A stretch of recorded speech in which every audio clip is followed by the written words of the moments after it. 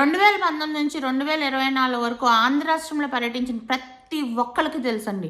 అప్పటి వైసీపీ ప్రభుత్వ నిర్లక్ష్యం వలన రోడ్లు ఎంత అధ్వాన పరిస్థితుల్లో ఉండేవి అనేది. చాలా చోట్ల ఈ రోడ్లు బాగోకపోవటం మూలాన యాక్సిడెంట్లు ఎక్కువయ్యి చాలామంది చనిపోయారండి. అయితే ఆ పరిస్థితిని కొనసాగించకూడదు.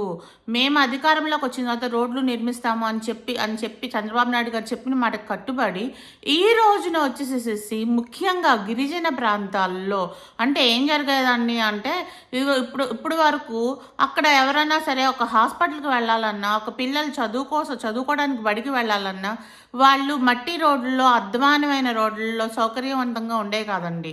చివరికి ఇప్పుడు ఎవరైనా ప్రెగ్నెంట్ లేడీస్ ఉన్నారనుకోండి, వాళ్ళని డోలీ సిస్టంలో మోసుకెళ్లాల్సిన పరిస్థితి అండి.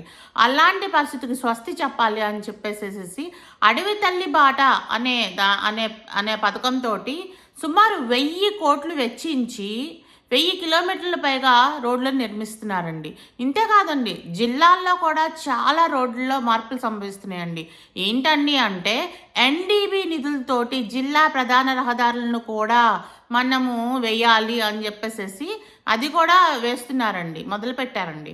అయితే గ్రామీణ ప్రాంతాలను కూడా వదలకూడదు. గ్రామీణ ప్రాంతాల్లో అసలు మనకి అసలు ముందు వ్యవసాయానికి కానీ దేనికైనా సౌకర్యంగా ఉండాలంటే గ్రామీణ ప్రాంతాల్లో రోడ్లు బాగుండాలండి.